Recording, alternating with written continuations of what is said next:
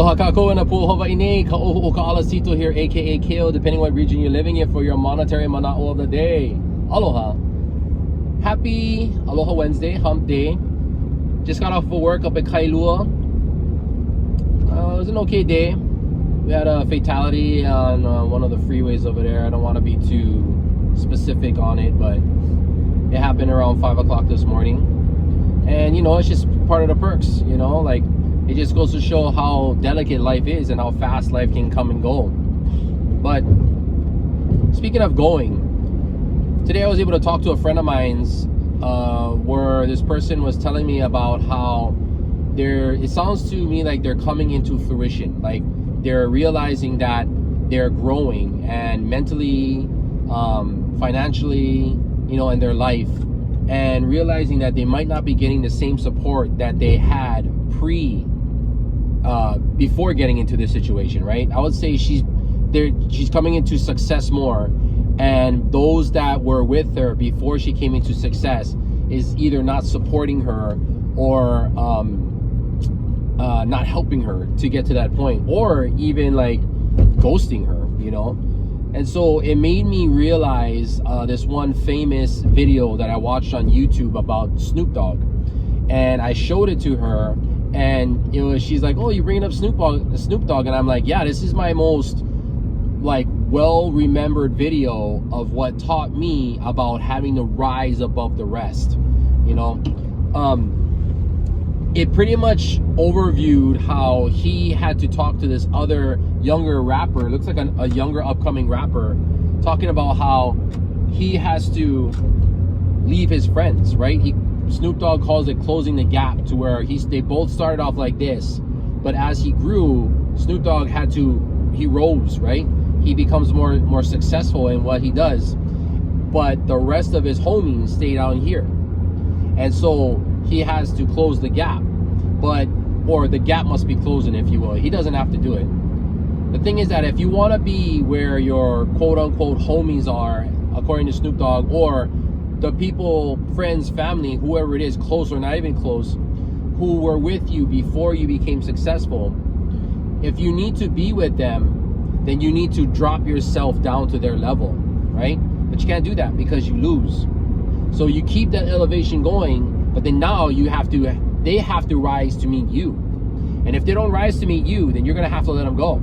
It's not that you hate them or anything, but you can't let them be your anchor. I refer to it as an anchor to your sailboat. Like you're on a boat and you need to go. There's destinations that you're going to, that you realize you wanna go to, and you're gonna bring people on your boat that deserve to go with you on this journey.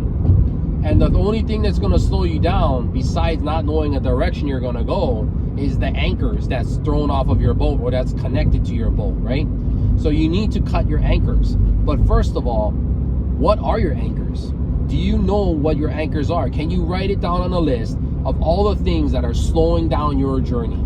It might not necessarily be on purpose, you know, but still, when you think about it, it's causing you to not get there as fast as you projected or want to get there, right?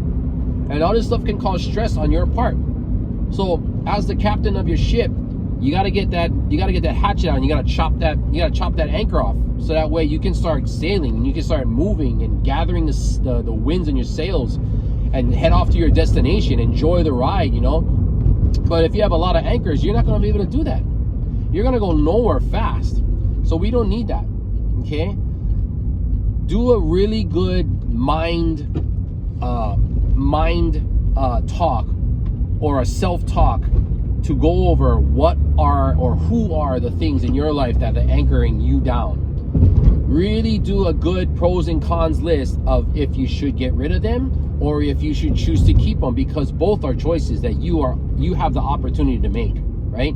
Whether you make a choice to do nothing or you make a choice to do something is still a choice. So those are the things you need to realize, okay? Knowing that there are things that are slowing you down. What are they? What's going to benefit me from getting rid of them? Because I know some of them are not as easy to get rid of. But what's the long-term effects of you holding on to those? And what are the benefits of you getting them out of your lives? You know what I mean? Like, it's a new year. Why are you still dealing with same red flags, same BS from the years before. It's time to purge. We not only have to purge our garages and our attics and our rooms, we should be purging all the things in our lives, your Facebook, your Instagram, your TikToks, all these things.